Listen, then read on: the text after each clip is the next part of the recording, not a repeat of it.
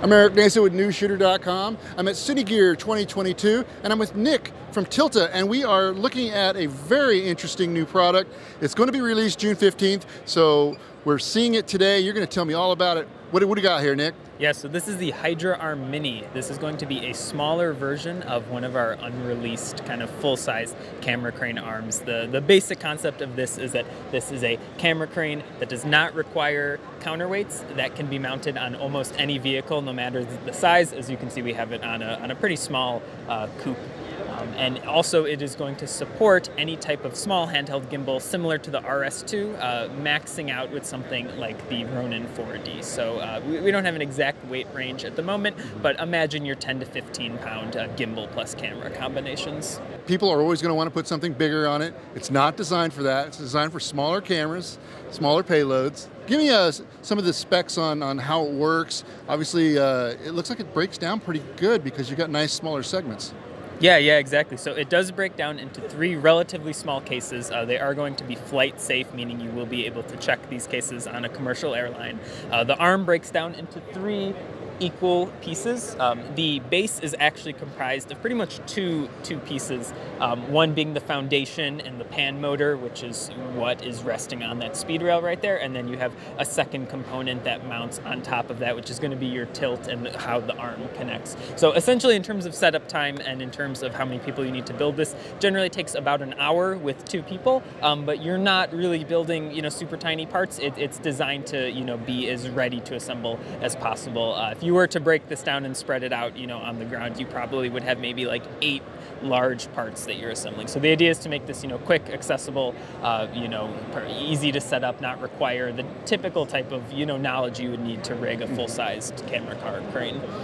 And it comes with the full kit here, has a controller. Talk to me about all the components that actually are included in the kit.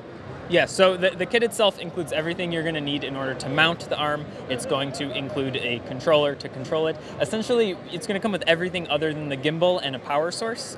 Right now, we are running this off of a 1,000-watt block battery, kind of like an electronically recharged. It needs about 120 volts, so similar to your normal house power. Some vehicles may have the capacity to power it, through their, internal car battery. But for most users, we are going to have a specific battery we recommend in terms of a rechargeable, 1,000-watt or more battery. So definitely pretty heavy duty, not included in the system itself.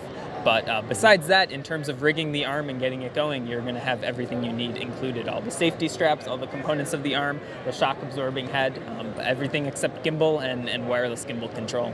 And talk to me about the rotation ability, the movability of the arm, and how it works. I mean, obviously, it's really compact, and the benefit of that is because you can use a smaller payload. Yes, absolutely. So you have a full 360-degree rotation. You can get the arm at maximum height, depending on the vehicle you're using, between 10 and 12 feet. So right now, on a smaller vehicle like this, we can get it about 10 feet. In terms of its bottom level, you can get the camera to touch the ground with almost any vehicle, I'd say outside of like a 9-foot Sprinter van.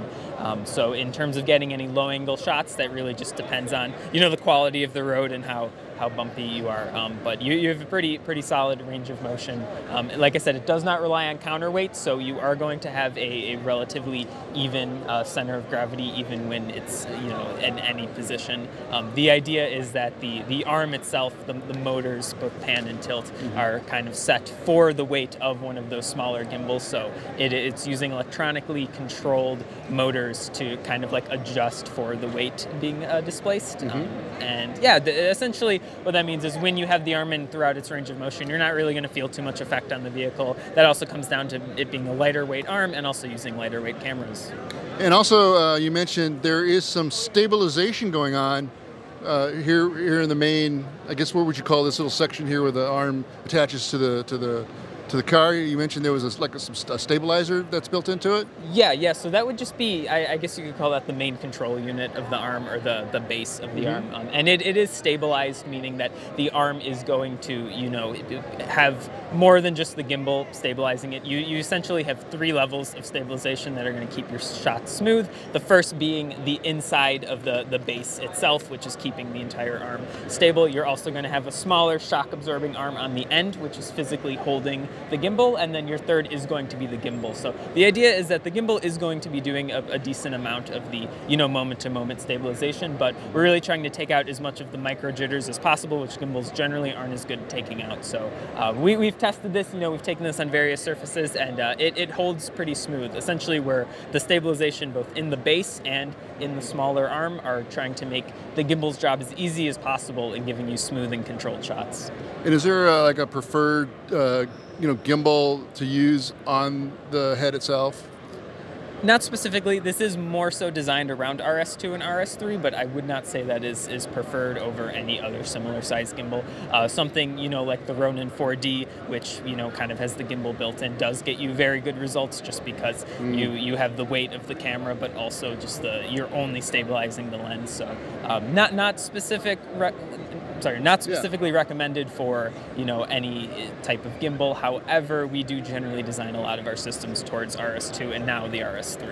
Fantastic. Now, let's talk about controlling the head and the arm. Is that all in one unit, or how do you control the Ronin head, say, versus the arm? So the arm control is a separate unit. It runs from a cable that goes directly to the main control unit, so you do not have to worry about any type of interference when using this. The control unit is going to give you information on where the arm is positioned in relation to the car, meaning that if for some reason you were shooting in a way where you couldn't see exactly where it was, the control unit will tell you where it is, as well as telling you exactly what your tilt is at based on a horizon level that you set. So essentially, depending on the vehicle you're using, if you're using something that has a smaller roof, it might be sloped a little further down. You can adjust the horizon so that no matter what vehicle it's on, you're going to be able to set your level and then kind of know when you're at your bottom, when you're at your top. And also setting limits so that you're not going to bottom out. If you want to go 2 feet off the ground, 1 foot off the ground, 5 feet, whatever that limit is, you can set it, and the arm will not let you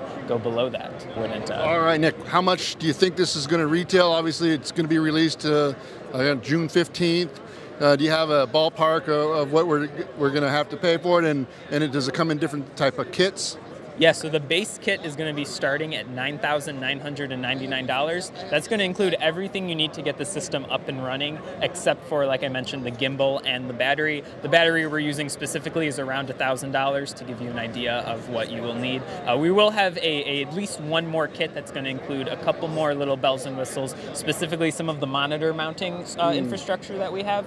Essentially, we have a suction cup mounted bar that can support up to 3 5-inch monitors for the front seat, meaning your driver and your arm operator can both have their own monitor, and then we have 2 backseat headrest mounts that can also both support additional monitors with battery plates. So the main kind of idea would be you have your driver, you have an arm operator, you have the gimbal head operator, and then you would have your director of photography. Fantastic. And it comes with the controller, right? Yes, controller is included. Controller is an integral part of the kit, in setting it up and controlling the arm.